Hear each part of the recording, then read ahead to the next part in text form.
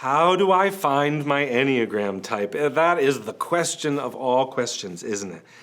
Well, the easy way is to take a test. But I don't encourage folks to start with the tests. First of all, one of the great gifts of the Enneagram is to discover that different people have different ways of being in the world, and all of those ways are valid. Sometimes when we take a test, we really become focused on our way of being in the world because we're interested in ourselves. That's normal. I want folks to get a chance to learn about their wives, their parents, their children, their coworkers. So learn the whole system and find yourself in it. The Enneagram has been around for thousands of years, long before Scantron forms or algorithms or other ways of taking a test. So there is inherent in the system that way of finding yourself. And when you find yourself, it's called self-typing. And I encourage folks to self-type because it's kind of like an act of confession. You are claiming the gifts and the strengths of your type. But if a computer tells you you're type 7, maybe you go read about type 7, you think, I don't want to be a type 7, that's not me. It's easy to dismiss it.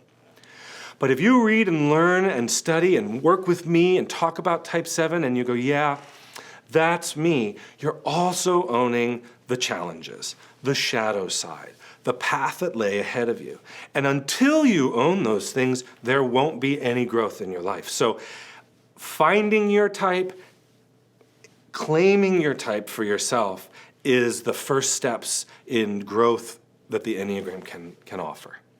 It's not fast like a test, it's a journey. Yes, finding your own Enneagram type can take time. Actually, for me, it took longer maybe than for many, because when I was first introduced to the Enneagram, the person who introduced me to it told me what type I was. And I thought, hey, they know the Enneagram, I must be that type. So I started to do the work of type 3. And what I discovered was nothing in my life was changing. My relationships weren't changing, my attitude about myself, my ability to change my habits, all of it was the same. I was seeing the Enneagram working around me in the other people in my life, and I thought, why isn't this working for me? My Enneagram coach helped me to go back to the drawing board and discover that this person who had told me what type I was, they didn't know. Because it's so hard to know what the self-talk and the inner dialogue of another person is. When I then studied sort of with an open mind and said, okay, which of these are me? That's when I discovered my type. And it took a while. It took maybe even longer than a year where I was studying it. Now, let me say again, it was a little longer for me than most folks.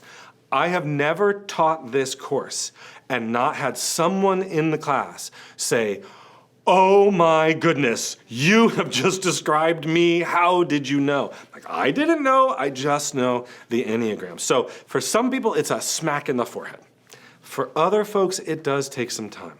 But in the end, for everyone that I've worked with, the Enneagram has been revealing, it has been helpful, and it has shown them who they are. It might take some time. But it is powerful. Like water. It's so powerful. Yeah, like water. If you're like me, there are probably some people in your life that you would like to get along with better. My wife and I used to have the same fights over and over again until we learned why and how we were fighting when we learned to use the Enneagram. I've created a course so you can learn to use the Enneagram too, called Wag More, Bark Less, Using the Enneagram to Get Along with Other People. You can find out more about it just by clicking the link below.